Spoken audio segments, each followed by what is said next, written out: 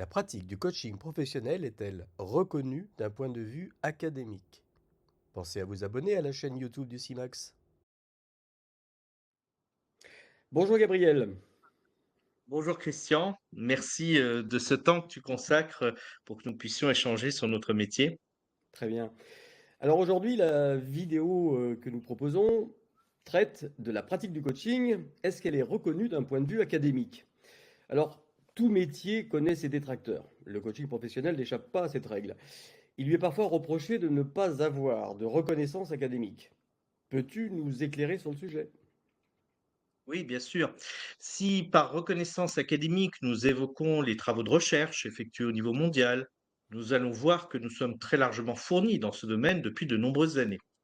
S'il Mhm. s'agit de savoir si les grandes écoles et les universités en France et dans le monde délivrent des diplômes de coach professionnel, il en est de même. Est-ce que tu pourrais préciser et donner des exemples? Oui, évidemment. J'interviens moi-même d'ailleurs au sein du DFFSU, pratique du coaching en entreprise, le diplôme de formation supérieure spécialisée de l'Université de Paris 8, Paris Vincennes-Saint-Denis, qui est adossé au laboratoire de recherche universitaire de psychologie sociale.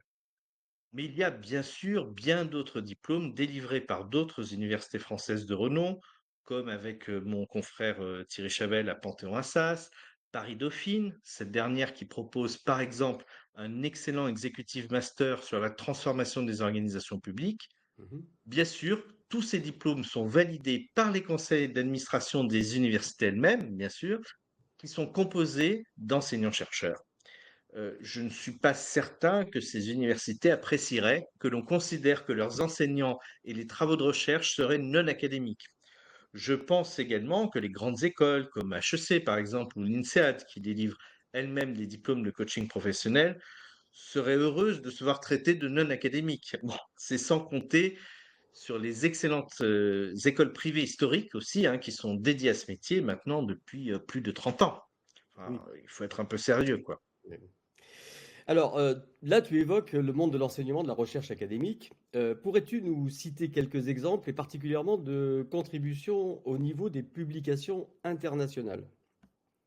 Oui, parce que bien sûr, ça va de pair, Oui. enseignement, recherche, voilà. Alors, nous évoquons les recherches conduites au niveau des plus grandes universités et des écoles du niveau mondial sur notre métier. Nous avons Harvard, bien sûr, Oxford Brookes, Mhm. Ashridge, ou Oui. encore d'autres universités comme l'Université de Columbia à New York. Mhm. On peut même prendre des exemples très précis, Jonathan Passmore, par exemple, qui est au sein de la Henley Business School, contribue régulièrement aux travaux de recherche sur le coaching et la supervision dans la fameuse International Coaching Psychology Review. Désolé pour mon accent anglais. Citons également Eric Dehaene au sein de l'université d'Ashridge, ainsi que les excellents travaux de Paul Laurent ou encore du feu célèbre Anthony Grant, mondialement reconnus pour l'excellence de leurs travaux au Mhm. sein de l'université de Sydney, ou encore Angela White de l'université Columbia de New York. D'accord. Enfin, je n'oublie pas non plus ces excellents travaux du docteur Carol Kaufman, qui est directrice de la formation des coachs à l'hôpital général du Massachusetts, qui contribue directement aux travaux de recherche de la Harvard Medical School, à la faculté de médecine d'Harvard. Il est quand même difficile de faire plus académique. Oui, évidemment. Je profite d'ailleurs de cette occasion et l'évocation de cette thématique pour remercier mon confrère et ami Michel Moral qui, de manière permanente et puis de nombreuses années, de vraiment de nombreuses années, fait Mhm. un état des lieux de toute la recherche mondiale dans les domaines du coaching professionnel et de la supervision des coachs, qui nous Oui. permet d'avoir une vision, oui, vraiment à 360 degrés sur l'efficacité de nos approches, l'évolution de nos techniques et de nos protocoles. C'est ça. Enfin, j'ai entendu dire par une personne qui se revendique son titre français de docteur universitaire, je pense que tu vois à qui je veux faire allusion, que le RNCP, le fameux répertoire national des certifications professionnelles, Mhm. dans lequel nos titres sont enregistrés, pardon, n'avait pas de valeur jusqu'à ce qu'elle s'aperçoive que sa propre association nationale des docteurs avait dû se battre pour obtenir enfin, en 2019, la reconnaissance des doctorats au RNCP, qui marque un certain degré de professionnalisation.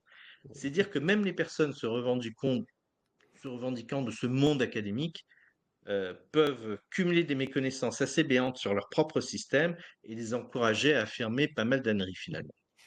Au moins, ces affirmations sans fondement nous permettent-elles de faire un état de l'art de notre métier de Oui, c'est coaching? vrai, exactement, hein, parce que s'apercevant de sa bévue, maintenant elle diffuse une nouvelle information tout aussi erronée sur une baisse supposée Oui. et complètement fausse des titres RNCP de coach professionnel délivrés par France Compétences, ce qui se traduit au mieux par sa profonde méconnaissance du dossier, au pire d'une volonté assez constante de disqualifier pour ses seuls intérêts personnels, en fait, ce que nous faisons. Il est important de rappeler qu'elle n'est pas supervisée, n'a pas été ni formée à notre métier, ni certifiée, et affirme d'elle-même qu'elle a une assez courte expérience d'entreprise en cabinet, une dizaine d'années à peine, ce qui explique probablement ses niveaux de confusion et de méconnaissance d'ailleurs. Et le Évidemment. plus amusant est que cette même personne dénonce l'inefficacité ou la difficulté de l'éducation nationale à maintenir le niveau de nos élèves dans l'enquête PISA, hein, le fameux programme international pour Mmh. le suivi des acquis des élèves, Mmh. et voudrait qu'une formation académique solide de coach professionnel soit conçue et délivrée par cette même éducation nationale. Donc elle Oui. n'est pas une contradiction près. Bon, plus sérieusement, si le monde universitaire a su faire progressivement son entrée dans la formation professionnelle, c'est vrai, dans les années 80-90, quand j'étais moi-même dans le monde universitaire, c'était un enjeu majeur et ils ont réussi à le faire, c'est plutôt très bien, mais Mmh. ce n'est certainement pas par le biais de l'éducation nationale, que je connais aussi plutôt très bien par ailleurs, et dont la professionnalisation n'est pas le domaine d'excellence et n'est pas l'objectif premier, hein. Il ne faut quand même pas tout confondre. Absolument.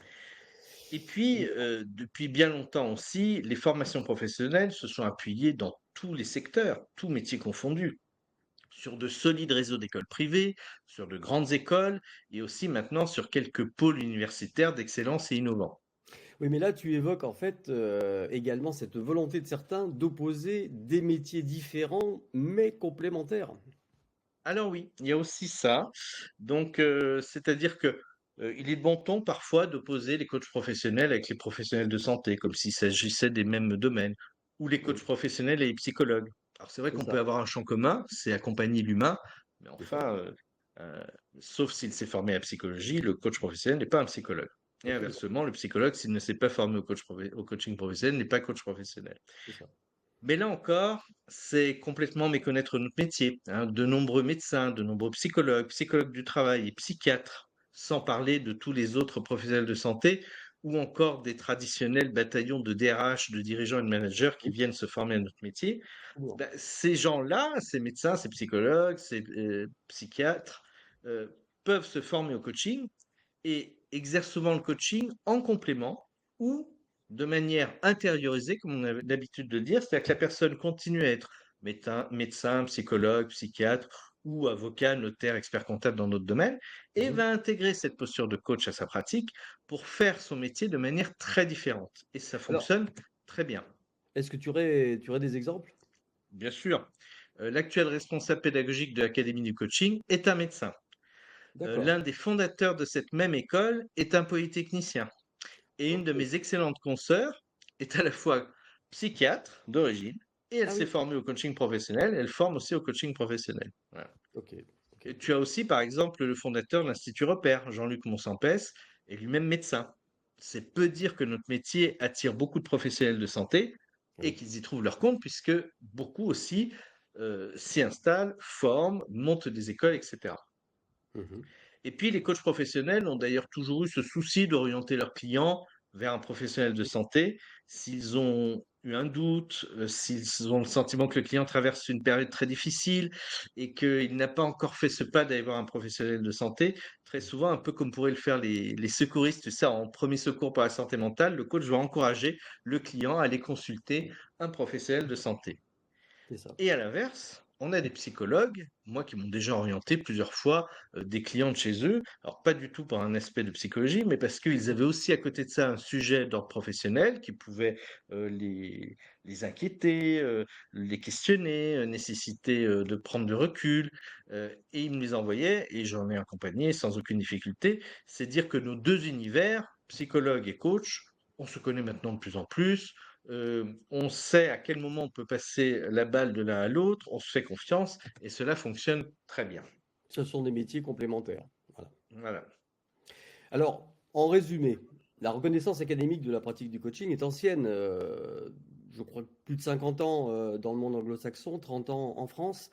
Le nombre des titres RNCP de coach professionnel n'a pas baissé et le Mhm. coaching professionnel s'interface avec de nombreux autres métiers, comme on vient de le dire, pour accompagner la complexité du monde professionnel. Exactement. Alors, j'en profite aussi, puisque nous enregistrons cette vidéo, j'aime bien toujours faire des petits rappels, de Mhm. rappeler brièvement que le coaching professionnel est un métier qui est partie intégrante de la branche professionnelle BETIC, Bureau d'études techniques, ingénierie et Oui. cabinet conseil, l'une des plus grandes branches françaises, 144 milliards d'euros de chiffre d'affaires, 1,1 million de salariés et 93 000 entreprises.